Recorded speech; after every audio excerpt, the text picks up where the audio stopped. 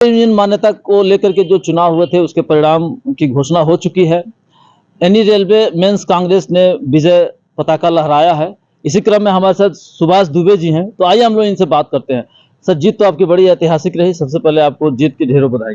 जी जी जी जी आपके चैनल के माध्यम से मैं पूरे पूर्वोत्तर रेलवे को, पूरे भारतीय रेल को ये इस बात का अवगत करना चाहता हूँ।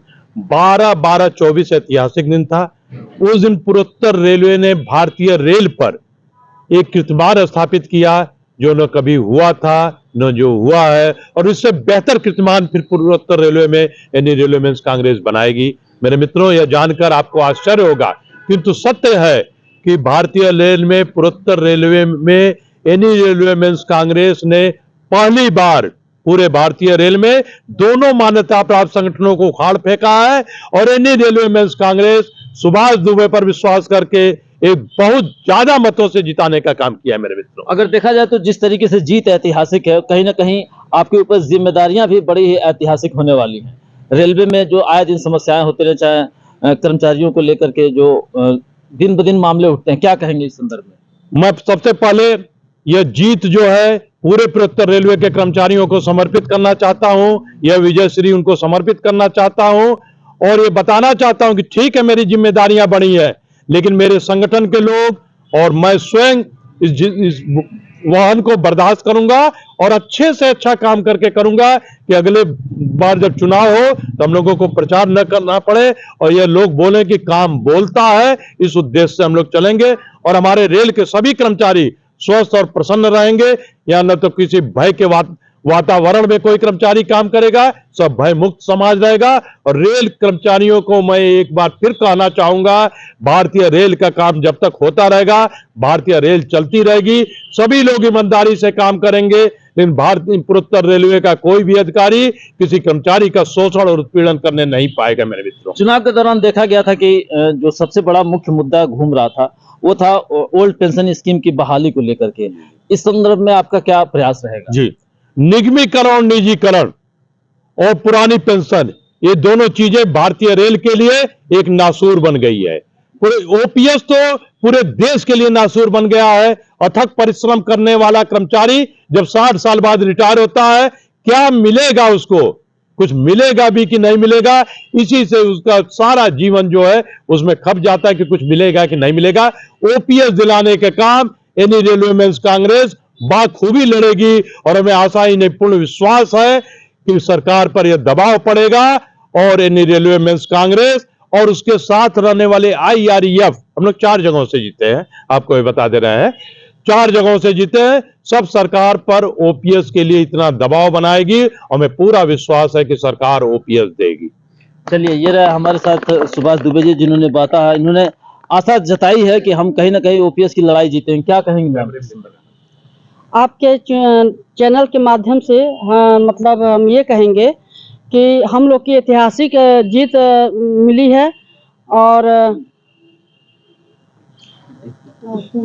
ऐतिहासिक जीत मिली है, और ओपीएस पे हम लोग काम करेंगे, और सभी रेल कर्मचारी और हमारी महिलाएं जिन्होंने भी वोट दिया है, पूरा सहयोग दिया है, उनको तहे दिल से बहुत बहुत धन्यवाद, आभार।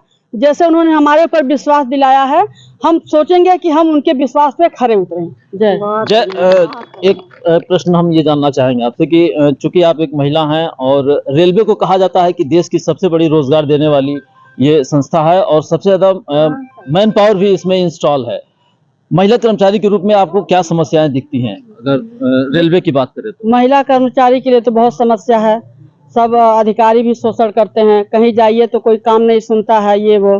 तो हम लोग ये एनी रेलवे मेंस कांग्रेस के माध्यम से हमारी एक महिला संगठन बनेगी, और उस पर हम लोग हर महिलाओं का समस्या का समाधान करेंगे, सबका सुनेंगे, किसको क्या परेशानी है, किसको क्या है, तो उस हिसाब से अपना काम करेंगे। चलिए, क्या नाम है आपका? प्रेमवदा त्रिपाठी। चलिए, इन्होंने कहा है कि हम अपने संगठन के बैनर तले कहीं ना कहीं एक महिला विंग तैयार करेंगे, और जो विंग कहीं ना कहीं महिलाओं के हित में काम करेगी।